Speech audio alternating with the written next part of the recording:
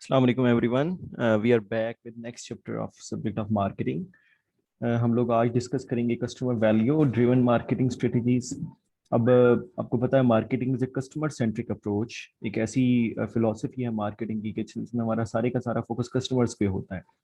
तो इस point of view से हम अभी तक जो है 5 चैप्टर्स कवर कर चुके हैं। हमने 6 चैप्टर छोड़ा था। क्यों छोड़ा था उसकी रीजन भी मैं आगे आपको बताता हूँ। और हमने 5 चैप्टर्स में क्या पढ़ा है वो भी हम पहले एक रीकैप करते हैं, फिर उसके बाद हम जो है वो आगे आज के चैप्टर को कहाँ से स्टार्ट करना है, how it is link with previous chapters, वो भी देखते हैं। तो यू पीपल माइट रिमेंबर हमने स्टार्ट किया था इस डायग्राम से जो कॉटलर की बुक में है। इसके मुताबिक जो marketing it's a 2 step process, जिसमें सबसे पहले स्टेप में हमने कस्टमर के लिए वैल्यू क्रिएट करनी है और सेकंड स्टेप में हमने कस्टमर से वैल्यू कैप्चर करनी है, गेन करनी है। ओके, तो सबसे पहले कस्टमर के लिए वैल्यू क्रिएट अगर हमने करनी है तो हमें ये देखना पड़ेगा कि कस्टमर के लिए वैल्यू किस में है। तो we have to understand the customer. तो हम लोगों ने लास्ट चैप्टर तक कस्टमर को अंडरस्टैंड करने की फिलोसफी पढ़ी थी, वो क्या है। देन डिजाइन ए कस्टमर, जो नेक्स्ट है हमारा टू सेकंड पॉइंट है, that is design a customer value driven marketing strategy. वो आज हम पढ़ेंगे, हमारा चैप्टर नंबर 7 है। After that chapter 8 and the following chapters would start on marketing programme, जिसमें हमारा मार्केटिंग मिक्स आएगा। And then ultimately build profitable relation and customer delight होगी। ये हमारा लास्ट स्टेप होगा कस्टमर वैल्यू क्रिएशन का। And after that capturing value from the customers है, वो हमारा मार्केटिंग का सेकंड एलिमेंट है। अब इसको जो नंबर 1 सेगमेंट है, नंबर 1 आपको जो एक रेक्टेंगल नजर आ रहा है, ठीक है, तो इसको इसके अंदर हमने या एक जो आपको बॉक्स नजर आ रहा है, first one understand the market place and customer needs and wants. ठीक है, इससे रिलेटेड हमने ये पढ़ा था कि क्योंकि ये कस्टमर सेंट्रिक अप्रोच है तो सबसे पहले तो हमें कस्टमर्स को देखना पड़ेगा है कौन से। हम सारे कस्टमर्स को टारगेट नहीं कर सकते, तो हमें कस्टमर वैल्यू और रिलेशनशिप के लिए जो इनर सर्कल है उससे आउटर सर्कल की तरफ आना पड़ेगा। उसमें सबसे पहले हमें सेगमेंटेशन करनी पड़ेगी, टारगेटिंग करनी पड़ेगी, डिफरेंशिएशन एंड पोजीशनिंग। इसको इम्प्लीमेंट करने के लिए वी हैव टू ऑफर, या आज हम पढ़ते हैं इसी सर्कल को, कस्टमर वैल्यू एंड रिलेशनशिप के अराउंड जो पहला सर्कल है, segmentation, targeting, differentiation and positioning को। फिर इसके बाद इसको कवर करने के लिए हमें मार्केटिंग मिक्स करनी पड़ेगी, product price place promotion offer करनी पड़ेगी as per the requirements of the customers. And उसके लिए हमें पूरा market analysis, planning, market implementation and control, वो हम एक हद तक पढ़ भी चुके हैं इस पार्ट को। तो हमारा आज जो फोकस है वो अगेन इसी डायग्राम से होगा जो चैप्टर नंबर 2 में हमने पढ़ी थी। फिर चैप्टर 3 में हमने पढ़ा था कि जब हमने कस्टमर को एनालाइज करना है तो उसके लिए हमें एनालिसिस करना पड़ेगा। इन्वायरमेंटल एनालिसिस हम कहते हैं, इंटरनल एंड एक्सटर्नल दोनों इन्वायरमेंटल एनालिसिस। हम प्लानिंग करेंगे, इंप्लीमेंट करेंगे, ऑर्गेनाइज करेंगे, अल्टीमेटली उसको कंट्रोल करेंगे, क्या हमारी मार्केटिंग जो एफर्ट्स हैं क्या वो सक्सेसफुल हैं या नहीं है। तो ये मार्केटिंग मैनेजमेंट का प्रोसेस है हमारा। चैप्टर 4 में हमने फिर कहा था कि जब हमने एनालाइज करना है, एनालिसिस करना है यहाँ पे फर्स्ट स्टेप में, तो उसकी इन्फॉर्मेशन कहाँ से आएगी। तो चैप्टर 4 में हमारा फोकस था इन्फॉर्मेशन के सोर्सेज, कहाँ से हमें वो इन्फॉर्मेशन आ सकती है। उसमें मार्केटिंग रिसर्च भी एक था, इन्फॉर्मेशन के सोर्सेज थे, बिग डेटा था, वो सारा हमने डिस्कस किया था। फिर चैप्टर नंबर 5 में हमने देखा था कि जब हमें मार्केटिंग की इन्फॉर्मेशन मिल जाती है तो हम फिर कंज्यूमर्स को किस तरह अंडरस्टैंड करते हैं, कंज्यूमर के बाइंग पैटर्न्स क्या होते हैं, कंज्यूमर्स के बाइंग बिहेवियर्स क्या होते हैं, उनके क्या करेक्टरिस्टिक्स होते हैं, वो डिसीजंस कैसे करते हैं, बाइंग डिसीजंस जो होते हैं, ये हमने चैप्टर नंबर 5 में पढ़ा था। अगर आपको याद हो चैप्टर नंबर 5 में, यहाँ पे मैंने थोड़ा सा क्लैरिफाई कर दिया, this slide has been borrowed from chapter number 5। तो इसमें हमने कहा था कि बिजनेस डील्स विद 2 कंज्यूमर्स, जिसमें एक बिजनेस मार्केट है और कंज्यूमर मार्केट है। बिजनेस मार्केट में है कि आप अपनी प्रोडक्ट या सर्विस किसी दूसरे बिजनेस को सेल करेंगे, उसके लिए that product and service would become a raw material. वो उसको कंज्यूम करेगा और उससे कोई फाइनल प्रोडक्ट बनाएगा। जिस तरह एक गाड़ी बनाने वाली कंपनी है, तो गाड़ी बनाने वाली कंपनी सारा कुछ खुद नहीं बनाती, वो बहुत सारी कंपनी से बनवाती है। लेदर की सीट्स कोई और कंपनी बनवाएगी, हो सकता है उसकी जो एयर कंडीशनिंग सिस्टम है वो डेंसो वाले बनाते हैं, टोयोटा में डेंसो का है, होंडा में डेंसो का है सिस्टम। उनकी जो स्क्रीन लगी होती है, जो एलसीडी होती है, वो कोई और कंपनी बनाने वाली होती है। इस तरह टायर्स बनाने वाली कोई और कंपनी होती है। तो अब जिस तरह योकोहामा, ये जनरल टायर्स या जो है वो कोई और टायर बनाने वाली कंपनी है, वो सारी टायर्स बना के उनकी अपनी तो कोई वर्थ नहीं है, वो गाड़ी में लगते हैं तब उसकी वर्थ बनती है। तो एक्चुअली वो जो टायर बनाने वाली कंपनियां हैं उनके कंज्यूमर मार्केट भी है क्योंकि कंज्यूमर्स भी वो टायर खरीदते हैं, और उनकी मार्केट बिजनेस मार्केट भी है क्योंकि कंपनीज उनके प्रोडक्ट्स खरीदती हैं। तो हमारा क्योंकि फोकस यहाँ पे कंज्यूमर से रिलेटेड है, तो दैट इज वाई हम चैप्टर 6 को कवर नहीं कर रहे। हमने चैप्टर 5 में कंज्यूमर मार्केट्स की बात डिस्कस की थी। तो दिस इज द रीजन हमने चैप्टर नंबर 6 को छोड़ा है। Now we are jumping to chapter number 7, directly jumping to chapter number 7।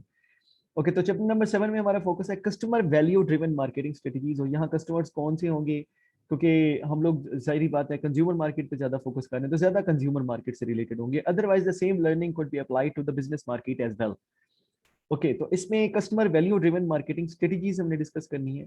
तो इसके अंदर ये जो रेड सर्कल है हमारा, जो रेड हब है, जो सेंटर पॉइंट है, इसके जो फर्स्ट लेयर है हमने उसको डिस्कस करना है, जिसमें segmentation, targeting, differentiation and positioning आ रहा है। यानी हमने कस्टमर वैल्यू ड्रिवन स्ट्रेटजी बनानी है, तो उसमें हमें सेगमेंटेशन पहले करनी पड़ेगी, टारगेटिंग, उस सेगमेंट में से कोई टारगेट हम सेलेक्ट करेंगे, उस टारगेट को हम डिफरेंशिएटेड प्रोडक्ट ऑफर करेंगे जिससे उनके माइंड में कुछ पोजीशनिंग होगी। तो ये क्रक्स है एक सेंटेंस में इस पूरे चैप्टर का। तो वही चार चीजें इसमें डिस्कस होंगी: marketing strategy, marketing segmentation, targeting and differentiation and positioning. ठीक है, तो हम ये जो आपको प्लम कलर में या मैरून कलर में नजर आ रहे हैं, इसी पे हम डिस्कशन करते हैं आगे। तो सबसे पहले मार्केटिंग स्ट्रेटजी है। अब मार्केटिंग स्ट्रेटजी हमारी क्या होगी कि हमने एक customer driven marketing strategy adapt करनी है जो फोकस करे कस्टमर्स पे। तो first of all we have to understand our customers. For that purpose हम सबसे पहले कस्टमर्स को सेलेक्ट करेंगे। तो कस्टमर सिलेक्शन के लिए क्या है, there are like customers everywhere, but हम सबको टारगेट नहीं कर सकते। एरोप्लेन परचेज करने वाले भी कस्टमर्स हैं, ठीक है, वैक्सीन परचेज करने वाले भी कस्टमर्स हैं, सोप परचेज करने वाले भी कस्टमर्स हैं, मास्क परचेज करने वाले भी कस्टमर्स हैं। अब कोरोना के अंदर ये सारा कुछ हो रहा है, इंडिया में कोरोना की वेव बढ़ी है, तो उसकी वजह से जो प्राइवेट जेट्स हैं उनकी डिमांड बढ़ गई है। ठीक है, वो कस्टमर्स हैं ऑफ कोर्स, लेकिन वो हर कंपनी के कस्टमर्स नहीं है। मास्क बनाने वाली कंपनी के वो कस्टमर्स नहीं है। तो मास्क बनाने वाली कंपनी ने आइडेंटिफाई करना है for whom they are producing their mask. Private jets बनाने वाली कंपनी विल लुक आफ्टर के किन लोगों के लिए वो प्राइवेट जेट्स बना रही है। Not everyone can afford those private jets. इसी तरह वैक्सीन है, can everyone afford that vaccine, तो वैक्सीन बना रहे हैं उसके मुताबिक। ठीक है, तो हमने सबसे पहले तो सेलेक्ट करना है कस्टमर्स को, उसके लिए हमें क्या करना है, सेगमेंटेशन करनी है। ठीक है, सेगमेंटेशन के बाद अब सेगमेंट्स में जब हम मार्केट को डिवाइड करते हैं, we may not cover all segments, we may cover few segments. तो जिनको हम कवर करेंगे वो हमारे टारगेट्स कहलाएंगे। अब हमने सेलेक्ट कर लिया कि हमने किन को क्या ऑफर करनी है अपनी प्रोडक्ट्स। तो उनको क्या ऑफर करें, हम कैसे ऑफर करें कि वो हमारी प्रोडक्ट की तरफ अट्रैक्ट हो। तो we for that purpose we have to offer them something differentiated. कुछ मुख्तलिफ ऑफर करना है, कुछ यूनिक ऑफर करना है जो बाकी ऑफर नहीं कर रहे। This is called differentiation. अब जब हम डिफरेंशिएशन ऑफर करेंगे तो कस्टमर के माइंड में जो इमेज हम क्रिएट कर रहे हैं अपनी प्रोडक्ट और सर्विसेज की, वो कहलाती है पोजीशनिंग।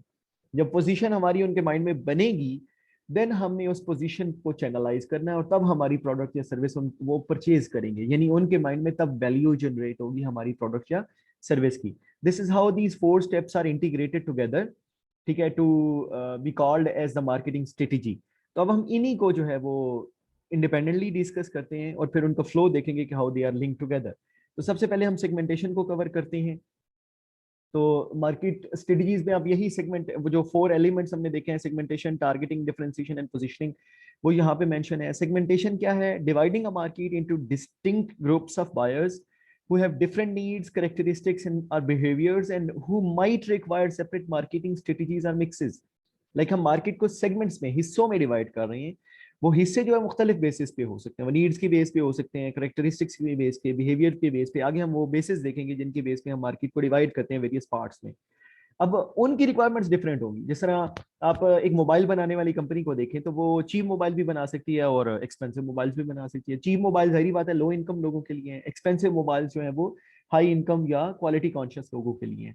ठीक है, तो अब ये जो चीज है, ये again segment, it means they are producing those things for two segments. आप एक वॉशिंग डिटर्जेंट जो होते हैं उनको देखें, तो उनके बनाने वाली कंपनीज पाकिस्तान में जो बना रही हैं, उनमें कोई सर्फ एक्सेल बना रहा है, कोई जो है वो एरियल बना रहा है। अब ये दो हाई एंड प्रोडक्ट्स हैं, यानी महंगी हैं।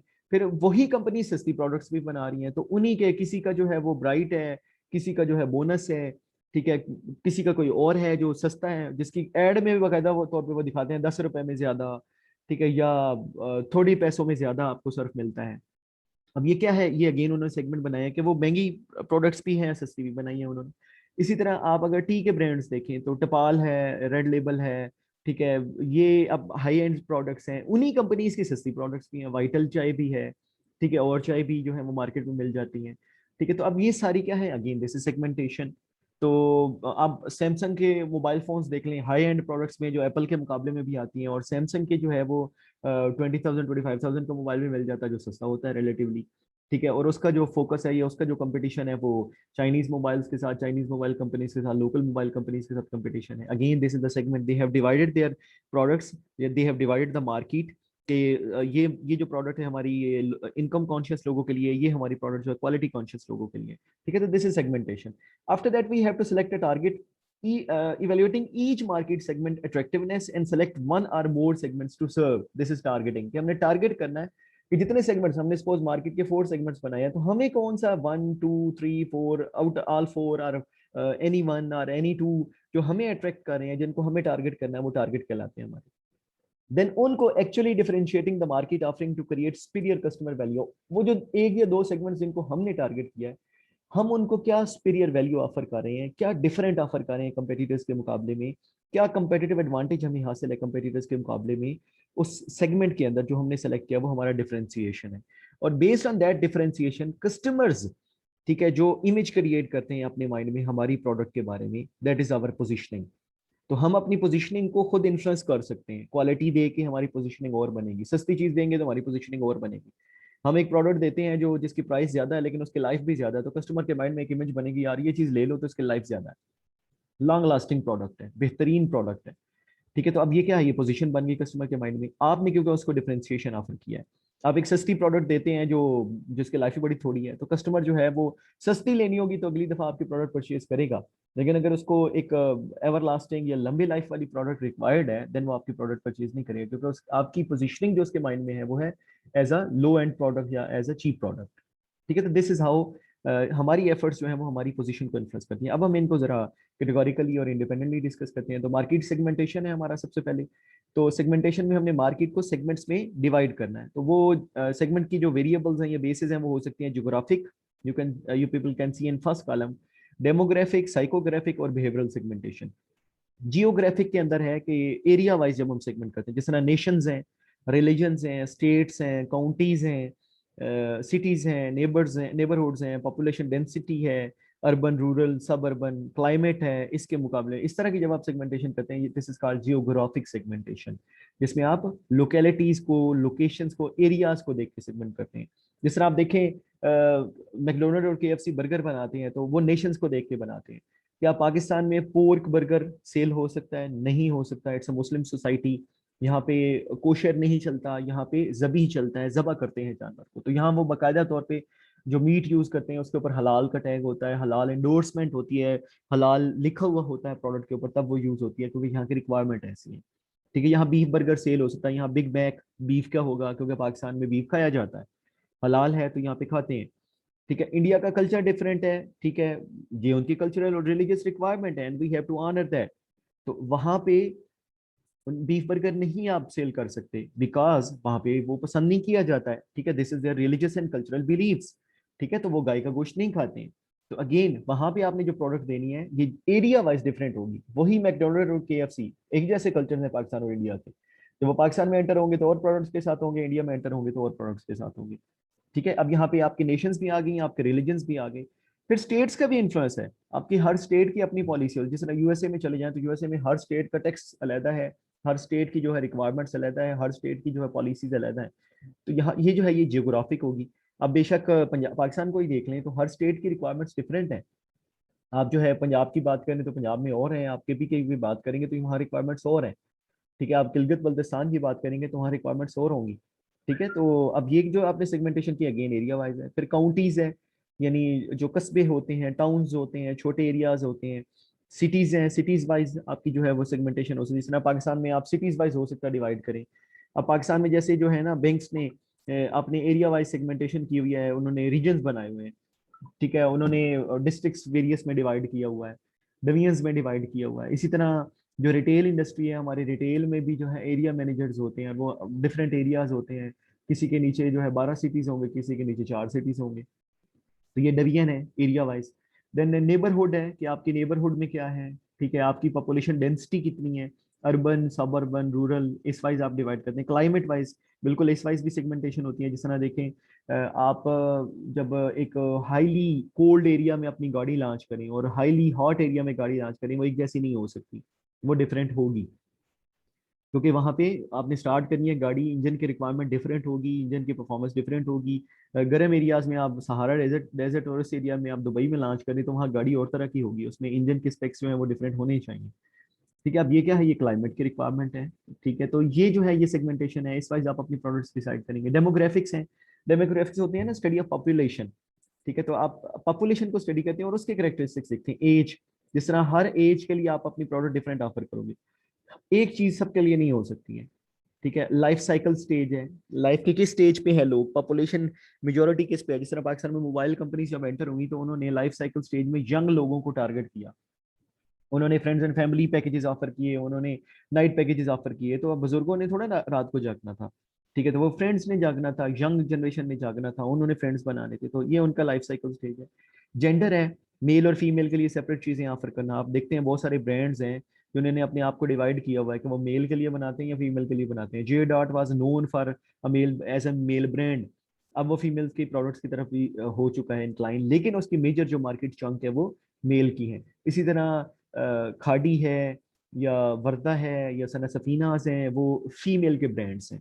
ठीक है, तो वो मेल की तरफ उनकी इंक्लाइनेशन रिलेटिवली कम है। प्रोडक्ट्स हैं लेकिन उनकी मार्केट में वो नाम मेल की प्रोडक्ट्स के लिए नहीं है, वो फीमेल के प्रोडक्ट्स के लिए। फिर इनकम है, income wise high income, low income, middle income, आपकी वो भी सेगमेंटेशन हो सकती है कि आपने उसमें आप डिवाइड किया हुआ है अपनी मार्केट को कि आप हाई इनकम प्रोडक्ट के लिए प्रोडक्ट बना रही हैं, लो इनकम के लिए। जिस तरह सर्फ एक्सेल देखें, वो हाई इनकम के लिए या लो इनकम के लिए आप इमेजिन कर सकते हैं। बोनस को इमेजिन करें कि वो हाई इनकम के लिए या लो इनकम के लिए। मेहरान गाड़ी हाई इनकम के लिए या लो इनकम के लिए। ठीक है, उसके मुकाबले में आप पाकिस्तान में जो होंडाई ने या किया ने गाड़ियां लॉन्च की हैं, आप उनको देखें, क्या वो हाई एंड हाई इनकम के लिए या लो इनकम के लिए या मॉडरेट इनकम के लिए या एक से ज्यादा के लिए। अब जस्ट इमेजिन करें, उनको जहन में लाएं, तो you will find the answer कि आप क्या बात बताना चाह रहे हैं। ऑक्यूपेशन है, हम ऑक्यूपेशन वाइज भी जो है अपनी प्रोडक्ट्स ऑफर कर सकते हैं। जिस तरह आप देखें, शर्ट एंड टाई शॉप जो है, शर्ट एंड टाई शॉप का जो ज्यादा फोकस है वो ऑफिशियल या प्रोफेशनल ड्रेसेस की तरफ है। शर्ट एंड टाई नाम भी उनको बता रहा है। सूटिंग, फॉर्मल शर्ट्स, ठीक है, फॉर्मल ड्रेसेस, उसकी तरफ उनकी इंक्लाइनेशन रिलेटिवली ज्यादा है। अब उन्होंने इसका मतलब है आपने जो मार्केट का सेगमेंट सेलेक्ट किया हुआ है, डेमोग्राफिक्स वाइज ऑक्यूपेशन को खास तौर पे और इनकम को खास तौर पे उन्होंने फोकस किया हुआ है। फिर जेंडर को भी किया हुआ है क्योंकि मेल की प्रोडक्ट्स वहां ज्यादा है, फीमेल के फॉर्मल ड्रेसेस कम है रिलेटिवली वहाँ। और लाइफ साइकिल स्टेज में तकरीबन सारे ही वो कवर करते हैं। ठीक है, देन एजुकेशन है कि आप समटाइम एजुकेटेड लोगों के लिए कर रहे हैं या लेस एजुकेटेड के लिए या अनएजुकेटेड के लिए कर रहे हैं। जिस तरह आप ऑनलाइन बाइंग अपना या ऑनलाइन सेलिंग आप अपनी शुरू कर देते हो, तो ऑनलाइन सेलिंग आप खुद सोचिए अनएजुकेटेड के लिए या एजुकेटेड के लिए। रिलीजन है, आप कुछ प्रोडक्ट्स जो है वो किन के लिए ऑफर कर रहे हो। ठीक है, इस्लामिक शेयर सेंटर नाम से जाहिर हो रहा है। ठीक है, for whom they are, to whom they are actually targeting। Taj company Quran बनाते प्रिंट करते हैं। ठीक है, और इसी तरह कुदरतुल्लाह कंपनी कुरान प्रिंट करते हैं। तो यू पीपल कैन इमेजिन कि वो किन के लिए हैं। बाइबल प्रिंट करने वाली सेपरेट कंपनीज हैं। ठीक है, तो अगेन वी कैन इमेजिन कि वो किन के लिए हैं। दो के अदर रिलीजन के लोग भी स्टडी करते हैं। ठीक है, बाइबल पढ़ते हैं, मुस्लिम्स भी पढ़ते हैं, कंपेरेटिव रिलीजन के लोग जो हैं वो पढ़ते हैं बाइबल को। ऑफ कोर्स जो नॉन मुस्लिम्स हैं, ज्यूज और क्रिश्चियंस, वो कुरान को भी पढ़ते हैं। ठीक है, उनके ट्रांसलेशन को वो पढ़ते हैं। बट बेसिकली वो प्रोडक्ट किन के लिए बनाई गई है, प्रिंट किन के लिए हो रहा है, वो एक खास रिलीजन है उनके लोगों की। एथनिसिटी है, कोई एथनिक ग्रुप होता है। ठीक है, उसकी बेस पे भी हम डिवीजन कर सकते हैं। इसी तरह जनरेशन की बेस पे आपने सुना होगा, जनरेशन एक्स है, जनरेशन वाई है, जनरेशन जी है। जनरेशन जी जो अभी 21st सेंचुरी में जो पैदा हुए हैं। जनरेशन जो हमारी वाई थी, ठीक है, मिलेनियल्स जिन्हें हम कहते हैं, जो जिन्होंने दोनों सदियां देखी हैं, वो 18-20 साल के करीब थे जब पिछली सदी एंड हुई है और नई सदी उन्होंने देखी है, उन्होंने करियर अपना नई सदी में स्टार्ट किया है। जनरेशन एक्स है जो उससे पहले थे। ठीक है, तो फिर उसके बाद साइकोग्राफिक्स है बच्चों। साइकी को देख के भी हम मार्केट को डिवाइड कर सकते हैं। लाइफ स्टाइल है लोगों, लोग जो है वो हाई एंड प्रोडक्ट्स परचेज करते हैं, वो क्वालिटी लाइफस्टाइल पसंद करते हैं, जिंदगी में लग्जरीज को पसंद करते हैं। अगर वो पसंद करते हैं हम उनके लिए प्रोडक्ट बनाएंगे। इंटरवुड एक फर्नीचर बनाने वाला ब्रांड है लाहौर में, बड़ा रिनोन ब्रांड है, बड़ी हाई एंड प्रोडक्ट्स बनाता है, खूबसूरत और क्वालिटी की चीजें होती हैं उनके फर्नीचर में। तो इसका मतलब ये हुआ कि वो लो इनकम ग्रुप के लिए तो नहीं बना रहा ना, वो लाइफस्टाइल, ठीक है, जो लाइफस्टाइल पसंद करते हैं उनके लिए चीजें बनानी है। पर्सनैलिटी है, फिर इसी तरह जो बायर की पर्सनैलिटी है वो उनकी किस तरह की पर्सनैलिटी है, वो किसको प्रेफर करते हैं, किस चीज को पसंद नहीं करते, किसको पसंद करते हैं, हम उसके मुताबिक चीज उनको ऑफर करते हैं। ठीक है, ये पर्सनैलिटी है, इसकी बेस पे भी हम सेगमेंटेशन कर सकते हैं।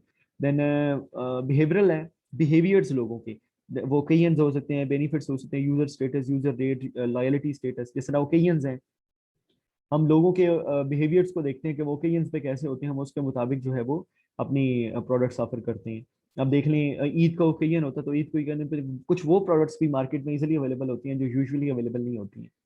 इस तरह बेनिफिट्स हैं, प्रोडक्ट्स के बेनिफिट्स, हम लोगों के बिहेवियर्स को देख के उनको बेनिफिट्स ऑफर करते हैं। लोग लग्जरीज पसंद करते हैं तो हम एड्स में लग्जरीज शो करते हैं।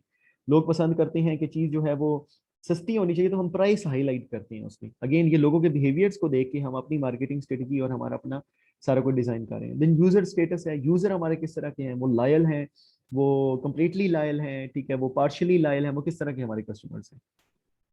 इस तरह यूजर रेट है, वो कितना यूज करते हैं हमारी प्रोडक्ट्स को, हम उसके मुताबिक भी उनके बिहेवियर्स को देख के जो है वो अपनी सेगमेंटेशन करेंगे। और देन लॉयलिटी स्टेटस है, हमने पहले जैसे डिस्कस कर लिया कि फुली लॉयल है, कंप्लीटली लॉयल है वो, ठीक है, या वो पार्शली लॉयल है, वो ओकेजनल बायर्स हैं हमारे, वो किस तरह के हैं। तो हम बिहेवियर्स को देख के भी, यानी लोगों के जो बिहेवियर्स हैं उसको देख के जब हम मार्केट को डिवाइड करेंगे वो हमारी बिहेवियरल सेगमेंटेशन होगी। अच्छा, अब जो हमने सेगमेंटिंग बिजनेस मार्केट भी कर सकते हैं, ये तो कंज्यूमर मार्केट की बात थी ना, यही चीज हम बिजनेस मार्केट पे भी ला सकते हैं। तो उसमें हम कस्टमर्स ऑपरेटिंग करेक्टरिस्टिक्स देखेंगे, परचेजिंग अप्रोचेस देखेंगे, सिचुएशनल फैक्टर्स देखेंगे एंड पर्सनल करेक्टरिस्टिक्स देखेंगे बायर्स के। इनकी बेस पे हम डिसाइड कर सकते हैं कि हमारी जो बिजनेस मार्केट है उसके अंदर हमने किस तरह की सेगमेंटेशन करनी है। देन सेगमेंटिंग इंटरनेशनल मार्केट है, अगर हम इंटरनेशनल मार्केट में जा सकते हैं, जिस तरह इंटर मार्केट सेगमेंटेशन है, ये क्रॉस मार्केट सेगमेंटेशन है, जिस तरह आप एक प्रोडक्ट जो है वो एक से ज्यादा मार्केट्स में ऑफर कर सकते हैं। अब जैसे देखें लेक्सस गाड़ी है, Toyota is the owner of Lexus brand. तो Lexus basically high end brand है, ये नॉर्थ अमेरिका, यूरोप और गल्फ के लिए बनाई गई थी। यहाँ पे लोगों की इनकम ज्यादा है, लोग लग्जरीज को ज्यादा पसंद करते हैं, तो इसलिए उन्होंने ये लग्जरियस गाड़ी और महंगी गाड़ी बनाई। और किन के लिए बनाई? यूरोप के लिए, क्योंकि वहाँ पैसा ज्यादा है। नॉर्थ अमेरिका, अमेरिका और कनाडा है, वहाँ पैसा ज्यादा है, ठीक है। और यहाँ गल्फ है, गल्फ के लोगों के पास पैसा ज्यादा, तो उनके लिए ये बनाई गई। उसके मुकाबले में लेक्सस की गाड़ी सब कॉन्टिनेंट के लिए नहीं बनाई गई, पाकिस्तान, इंडिया, क्योंकि कम लोग यहाँ पे ऐसे हैं जो लग्जरी को पसंद करते हैं। ज्यादातर लोग जो है वो अपनी फुल नीड फुलफिल करना चाहते हैं। तो यहाँ उन्होंने GLI, XLI और अब जो है उन्होंने उसको चेंज किया और यारिस अपनी लॉन्च की, ठीक है। अब ये क्या है, ये उनका, अब देखिए यारिस की जो गाड़ी है पाकिस्तान में भी आ रही है, इंडिया में भी आ रही है, दो डिफरेंट मार्केट्स हैं लेकिन गाड़ी एक जैसी है। फीचर्स में दो के डिफरेंस है, लेकिन फिर भी समटाइम जो है वो हम दोनों मार्केट्स में एक जैसी प्रोडक्ट जो है वो लॉन्च करते हैं। दिस इज इंटर मार्केट या क्रॉस मार्केट सेगमेंटेशन। अच्छा, अब जो जो भी हम सेगमेंटेशन करें इसमें 5 कैरेक्टरिस्टिक्स होनी चाहिए, देन हम कहेंगे it is effective segmentation. Like number 1, measurable होना चाहिए सेगमेंट। सेगमेंट के साइज को हम मेजर कर सकें कि वो कितना है exact. It should be accessible, हम उस तक एक्सेस कर सकें। इट शुड बी सब्सटेंशियल, ये ऐसा हो कि हमें बेनिफिट्स दे सके, उसे हम सब्सटेंशियल कहेंगे। और डिफरेंशिएबल, उसको हम डिफरेंशिएट इजीली कर सके बाकी सेगमेंट्स के मुकाबले में। और एक्शनेबल, उस पर हम काम कर सकें।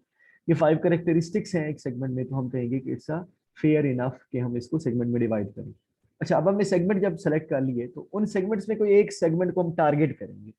तो उसको हमने सबसे पहले तो सेगमेंट्स में से इवेल्युएट करना है ना कि कौन सा सेगमेंट हमें सूट करता है।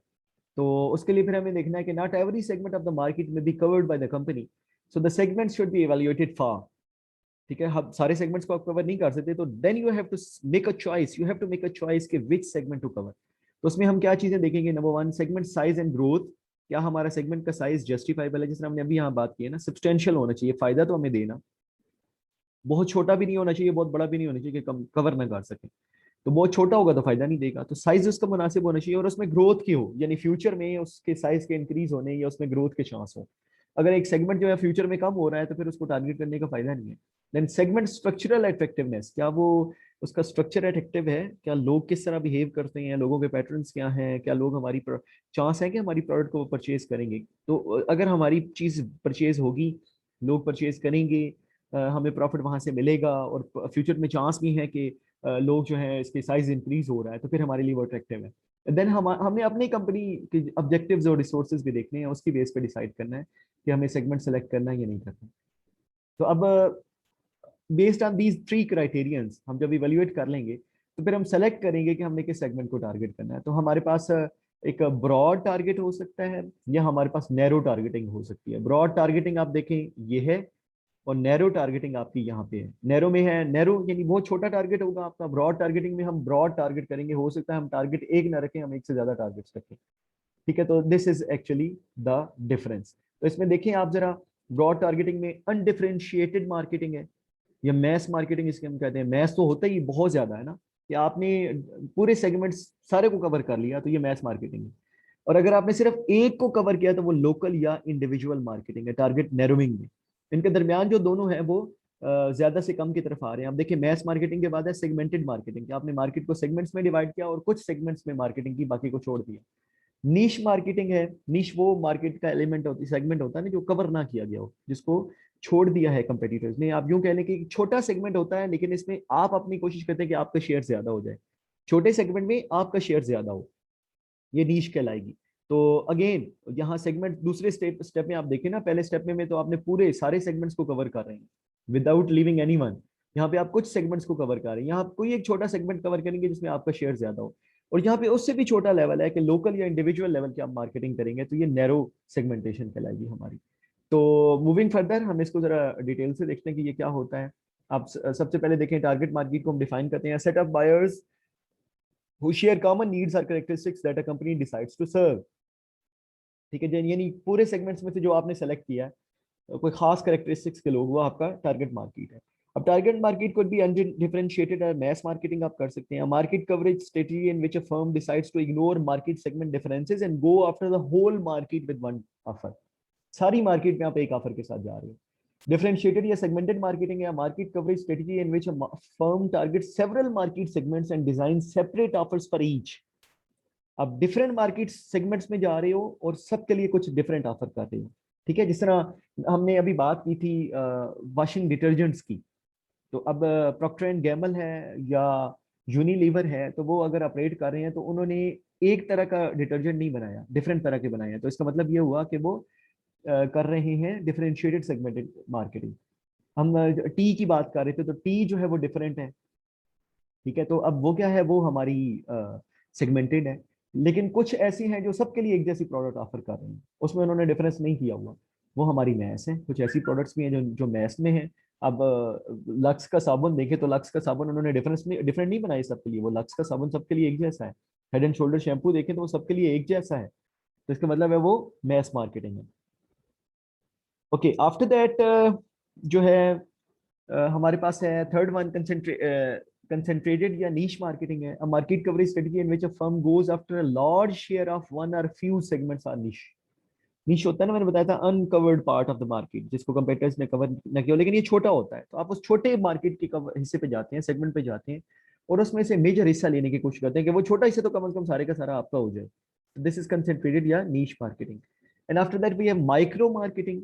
माइक्रो मार्केटिंग में tailoring products and marketing programs to the needs and wants of specific individuals and local customer segment. It includes local marketing and individual marketing, जिसमें आपका फोकस जो है स्टैंडर्डाइज प्रोडक्ट ऑफर करने की बजाय आप कस्टमाइज प्रोडक्ट ऑफर करें। ऊपर जितने हैं ना उनमें स्टैंडर्डाइज प्रोडक्ट्स होंगी। स्टैंडर्डाइज प्रोडक्ट होती है कि सबके लिए एक जैसी प्रोडक्ट, चाहे वो पूरी मार्केट है, चाहे वो खास सेगमेंट है, चाहे वो कोई नीश है। तो नीश के अंदर जितने भी लोग होंगे उन सबके लिए एक जैसी प्रोडक्ट होगी, वो स्टैंडर्डाइज प्रोडक्ट है। और माइक्रो मार्केटिंग में आप कस्टमाइज प्रोडक्ट की तरफ जाएंगे, टेलरिंग प्रोडक्ट्स होंगी आपकी। जिस तरह टेलर्स आपके बैठे होते हैं, तो टेलर्स सी के कपड़े नहीं रखते, आप उनके पास कपड़ा लेके जाते हैं, वो आपको सी के देते हैं, या आप जाते हैं कपड़ा वहीं से खरीदते हैं और आपको वो सी के देते हैं आपके साइज के मुताबिक। तो ये माइक्रो मार्केटिंग है उनकी। So it could be local or individual marketing. Local marketing, tailoring brands and marketing to the needs and wants of local customer segments, cities, neighborhoods, and even specific stores. जब आप उनके लिए उनको target करते हैं, this is local marketing. Then individual marketing है tailoring products and marketing programs to the needs and preferences of individual customers. कुछ customers को आप टारगेट करते हैं, मार्केट्स को आप टारगेट नहीं करते, जगहों को टारगेट नहीं करते, तो ये हमारी इंडिविजुअल मार्केटिंग है। तो दिस इज द डिफरेंस। जब हम सेगमेंट करेंगे तो इनमें से हम सेलेक्ट करेंगे। Now we have to make a choice, either we will go for mass marketing or segmented marketing or niche marketing or micro marketing। ठीक है, तो जब हमने ये कर लिया, हमने सेलेक्ट कर लिया, सपोज हमने डिसाइड किया कि हम माइक्रो मार्केटिंग की तरफ जा रहे हैं, तो अब माइक्रो मार्केटिंग में हम जो है वो या इंडिविजुअल मार्केटिंग करेंगे या लोकल मार्केटिंग करेंगे। तो उनको क्या हमने ऑफर करना है कि हमारी डिफरेंशिएशन आए और हमारी पोजिशनिंग बने। तो डिफरेंशिएशन हम पहले जैसे डिस्कस कर चुके हैं कि how your product is different from the competitors, ये डिफरेंशिएशन एंड पोजीशनिंग है the way a product is defined by consumers on important attributes, the place it occupies in consumers minds relative to competing products. Consumer के minds में क्या place है आपकी product की competitors के मुकाबले में, this is positioning, this is position of your product और सर्विस। उसको हम इन्फ्लुएंस जरूर कर सकते हैं through quality, through better pricing, through better image. ठीक है, तो अब हम इसको जरा डिस्कस करते हैं। तो डिफरेंशिएशन एंड पोजीशनिंग में पोजीशनिंग मैप्स है पहले। We have to see where our product lies in the minds of the customers. Like आप देखें पोजीशनिंग मैप कैसे हम बना सकते हैं। ये एसयूवीज का जो है वो मैप बना हुआ यूएसए के अंदर। तो यूएसए के अंदर अगर आप देखें तो सबसे बड़ा आपको एक्स एक्सेस और वाई एक्सेस को पहले देख लें एक दफा, तो उसके बाद हम आते हैं कि किस प्रोडक्ट की क्या पोजीशन है। तो लग्जरी या परफॉर्मेंस, यानी लग्जरी उसमें ज्यादा या परफॉर्मेंस ज्यादा है उसमें। और यहाँ पे उसकी प्राइस नजर आ रही है, लोएस्ट 45,000 है और हाईएस्ट जो है 105,000 है, ठीक है, यूएस डॉलर जो है। अब ये प्राइसेस हैं इसकी। तो अब देखें लो प्राइस में तो इनमें से कोई भी है, 45 कोई नहीं है, 50 कोई नहीं है, 65 कोई नहीं है, 65 से ऊपर ही है, ठीक है, ये 75 में है, ये भी ऑलमोस्ट 75 में है, ये कोई 85 के करीब है, ठीक है, 85 से भी थोड़ा सा कम है, 75 और 85 के दरमियान, 80 के करीब होगा। ये 85 पे है, ये जो है ये 85 और 95 के दरमियान कोई 90 पे है, और ये भी ऑलमोस्ट 90 पे है। अब जरा इनको देखें तो इनकी पोजीशनिंग क्या है। सबसे ज्यादा जो है ये मार्केट शेयर किसका है, आप देख सकते हैं कैडिलैक एस्केलेड का, ठीक है, उसका मार्केट शेयर ज्यादा है, उसका साइज ज्यादा है। फिर सबसे कम किसका, लैंड रोवर का, ठीक है, वो सॉरी सबसे कम जो है ये ब्राउन में जो है, ठीक है, ये किसका, टोयोटा लैंड क्रूजर है। तो टोयोटा का दूसरा ब्रांड है लेक्सस जो है वो पिंक में है, ये यहाँ नजर आ रहा है आपको, तो ये टोयोटा के दोनों प्रोडक्ट्स हैं। अब यहाँ पे देख सकते हैं कि क्या बिलीव किया जा सकता है कि जिस तरह ये जो पिंक है, पिंक इज लेक्सस, तो लेक्सस के बारे में ये बिलीफ है लोगों के माइंड में, पोजीशन है, प्राइस इसकी ज्यादा है, लेकिन प्राइस ज्यादा होने के साथ साथ ये हमें क्या ऑफर कर रहा है, लग्जरी ऑफर कर रहा है। इसके मुकाबले में अगर आप बात करें ये लैंड रोवर और रेंज रोवर की है, तो इट्स स्टे समवेयर हेयर, ठीक है, और इसकी परफॉर्मेंस ज्यादा है, लग्जरी की बजाय इसकी परफॉर्मेंस बेटर है, लोगों के माइंड में ये इमेज है कि इसकी प्राइस ज्यादा है और इसकी प्राइस हमें क्या मिलती है, परफॉर्मेंस मिलती है। अब इसके मुकाबले में लिंकलन नेविगेटर की बात करें, तो इसकी प्राइस जो है कस्टमर्स के मुकाबले में कोई 75 है, कस्टमर बिलीव करते हैं, और उसकी ओरिएंटेशन किसकी तरफ ज्यादा है, लग्जरी की तरफ ज्यादा है, परफॉर्मेंस की तरफ रिलेटिवली कम है, प्राइस भी कम है, और इसकी, ठीक है, जो है वो पोजीशनिंग भी बेटर है कस्टमर के माइंड में। जितनी बेटर पोजीशनिंग है उसी की वजह से उसकी सेल डिटरमाइन, इसलिए उसका साइज ज्यादा है। अब देखें ये भी लग्जरी हमें ऑफर कर रहा है, और ये लग्जरी के साथ परफॉर्मेंस भी ऑफर कर रहा है थोड़ी सी, ये सिर्फ लग्जरी ऑफर कर रहा है लेक्सस हमें, ठीक है, तो उसका क्या है, उसकी प्राइस ज्यादा है। अब कस्टमर इन दोनों चीजों को कंपेयर करेंगे। इसके मुकाबले में आप जरा कैडिलैक को देखें, तो कैडिलैक में उसका फोकस किस पे है, दरमियान में है, लग्जरी एंड परफॉर्मेंस दोनों पे, यानी लग्जरी और परफॉर्मेंस के दरमियान। लग्जरी जाहिर बात है कम है लेक्सस के मुकाबले में, लेकिन प्राइस इसके लेक्सस के मुकाबले में कम है, तो दैट इज वाई जो है लोग इसको ज्यादा माइट भी परचेज करते हैं, that could be the reason. तो अब ये पोजिशनिंग है, और this is called positioning map, जो कस्टमर के माइंड में पोजीशन होती है, उसको फिर डेटा की मदद से जब हम कन्वर्ट करते हैं तो दिस इज पोजिशनिंग मैप, ठीक है। तो अब यहाँ पे देखें तो ये उसकी डिटेल्स गिवन है, you can read from here. After that हम इसी को डिस्कस करते हैं कि जब हमने सबसे पहले तो पोजिशनिंग मैप्स बनाए हैं, एक तरीका हमारे पास है, then choosing a differentiation and positioning strategy हम कैसे कर सकते हैं। तो उसमें सबसे पहला पॉइंट है identifying possible value differences and competitive advantage. हमने देखना है वैल्यू डिफरेंसेस हम क्या ऑफर कर सकते हैं पॉसिबल जो है, और कंपेटिटिव एडवांटेज हम कैसे ले सकते हैं। तो कंपेटिटिव एडवांटेज क्या होता है, it's an advantage over competitors gain by offering greater customer value either by having lower prices और providing more benefits that justify higher prices. यानी कस्टमर को कंपेटिटर्स के मुकाबले में अगर सेम क्वालिटी है तो कम प्राइस ऑफर करना, और अगर प्राइस सेम है तो क्वालिटी ज्यादा ऑफर करना, इससे कंपेटिटिव एडवांटेज मिल सकता है। तो कंपेटिटिव एडवांटेज जो है वो हम डिफरेंशिएशन के थ्रू ही करेंगे, क्योंकि कस्टमर के माइंड में हमने डिफरेंशिएशन करनी है, हमने उसको कुछ डिफरेंट ऑफर करना है। तो वो डिफरेंशिएशन प्रोडक्ट डिफरेंशिएशन हो सकती है कि हमारी प्रोडक्ट कस्टमर्स के मुकाबले में बेहतर हो, सर्विस हो सकती है कि हमारी सर्विस जो है वो कंपेटिटर्स के मुकाबले में अच्छी हो, चैनल हो सकती है कि जो चैनल हम यूज करें, चैनल ऑफ डिस्ट्रीब्यूशन या चैनल ऑफ जो है वो सेल एंड परचेज जो है वो हमारा डिफरेंट हो। जिस तरह हम ऑनलाइन सेल भी कर रहे हैं, हम फिजिकल सेल भी कर रहे हैं, हमारे अपने स्टोर भी हैं, हम रिटेलर के थ्रू भी इजीली अवेलेबल हैं हम, तो हमारे चैनल बेटर होंगे। अगर हम इजीली अवेलेबल नहीं है तो हमारे चैनल कम होंगे, तो लोगों के माइंड में हमारी इमेज अच्छी नहीं रहेगी अगर हमारे चैनल ठीक नहीं है। देन पीपल, कौन से लोगों के लिए हम जो है वो लोगों को क्या डिफरेंट ऑफर करें, मुख्तलिफ लोगों को। देन इमेज डिफरेंशिएशन, कि हम इमेज क्या लोगों के माइंड में अपनी छोड़ना चाह रहे हैं, ये हमारी इमेज डिफरेंशिएशन है। तो दिस इज, इस डिफरेंशिएशन की मदद से we may have competitive advantage. Then choosing the right competitive advantage, कि हमने हमारे पास अब सोर्सेज कंपेटिटिव एडवांटेज के प्रोडक्ट भी है, सर्विस भी है, चैनल भी है, पीपल भी है, वो इमेज भी है। हमने देखना है कि how many differences to promote, हमने कितने डिफरेंसेस को प्रमोट करना है, and which difference to promote, कितने और कौन से, ये करने हैं हमने, ठीक है। तो हमने right source of competitive advantage select करना है कि हमने कंपेटिटिव एडवांटेज किस चीज पे लेना है, प्रोडक्ट की क्वालिटी पे लेना है, उसकी सर्विस पे लेना है, उसकी प्राइस पे लेना है, चैनल ऑफ डिस्ट्रीब्यूशन पे लेना है, लोगों के लिए हम क्या ऑफर कर रहे हैं, क्या है इसके अंदर, उस पे लेना है, या हमने जो इमेज बनाई है अपनी उस पे लेना है। Which thing we actually prefer, किस पे हम जाना चाह रहे हैं, ठीक है। तो ये हमारा कंपेटिटिव एडवांटेज का सोर्स होगा, हमने जो राइट सोर्स सेलेक्ट करना है। Then selecting an overall positioning strategy है, हमने ओवरऑल पोजिशनिंग करनी है, उसमें वैल्यू प्रोपोजिशन है, the full positioning of brand, the full mix of benefits on which it is position. ठीक है, कि हमने वैल्यू प्रोपोजिशन बनानी है कि हम कौन सी वैल्यूज हैं जिनकी बेस पे हम प्रपोज कर रहे हैं कि our product could be better than others. ठीक है, किसकी बेस पे हम कस्टमर की माइंड में इमेज अच्छी बनाने की कोशिश कर रहे हैं। ठीक है, वो जो है that is our value proposition. Then developing a positioning statement है, हमने एक स्टेटमेंट डेवलप करनी है जिसमें हमारी पोजीशन हाईलाइट हो, like a statement that summarises company और brand positioning using this form. Like क्या है, to target segment and need our brand is concept that points of difference. ठीक है, यानी हमने ये बताना टारगेट सेगमेंट कौन सा है और उसकी नीड क्या है, हम उसके लिए क्या ब्रांड बना रहे हैं, हमारे ब्रांड का कॉन्सेप्ट क्या है, और हमारा डिफरेंस क्या है as compare to the competitors, हम क्या डिफरेंट ऑफर कर रहे हैं, हमने क्लियरली बताना है।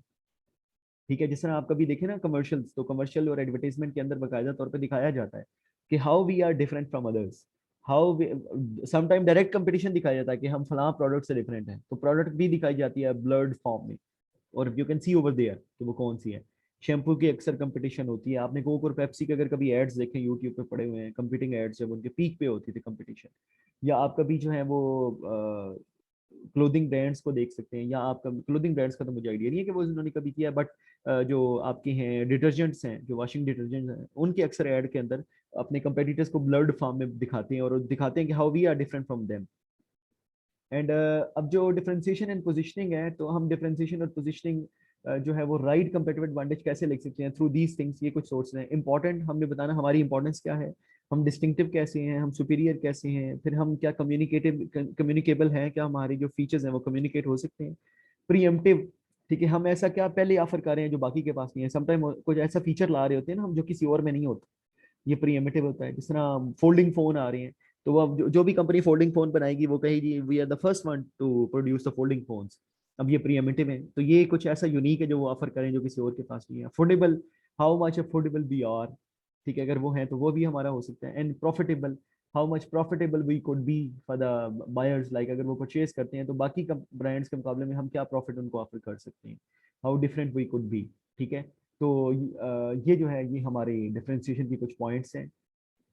देन जब हमने स्ट्रेटजी सिलेक्ट करनी है डिफरेंशिएशन की, तो ये फिगर 7.4 बहुत अच्छी बनी हुई है, इट कैन हेल्प यू।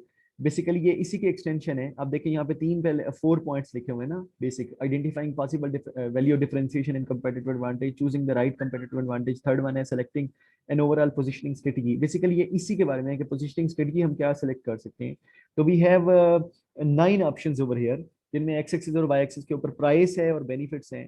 तो अब देखिए प्राइस मोर है और बेनिफिट्स भी मोर है, सॉरी, प्राइस भी मोर है और बेनिफिट्स भी मोर है, ये पहली हमारी सिचुएशन है, मोर फॉर मोर।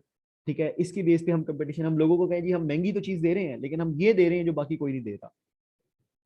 पोजिशनिंग का एक और ऑप्शन है मोर फॉर द सेम, यानी हम सेम प्राइस में हम बताएं कि हम कैसे डिफरेंट ऑफर कर रहे हैं, हम कहें ये प्राइस हमारी उतनी है लेकिन हम वी आर ऑफरिंग ये एडिशनल बेनिफिट जो बाकी नहीं दे रहे। देन लेस फॉर मोर है कि हम लेस प्राइस में ज्यादा बेनिफिट्स दें। ठीक है, ये भी हमारी एक पोजिशनिंग स्ट्रेटजी है। देन यहाँ पे देखें ये जो ग्रीन में है, जो ग्रीन में ये फेवरेबल है, अगर हम ग्रीन में के बजाय रेड पे जाएंगे तो रेड हमारी अनफेवरेबल पोजिशनिंग होगी। इसमें देखें हमारी लेस प्राइस है बट बेनिफिट्स जो है वो सेम है।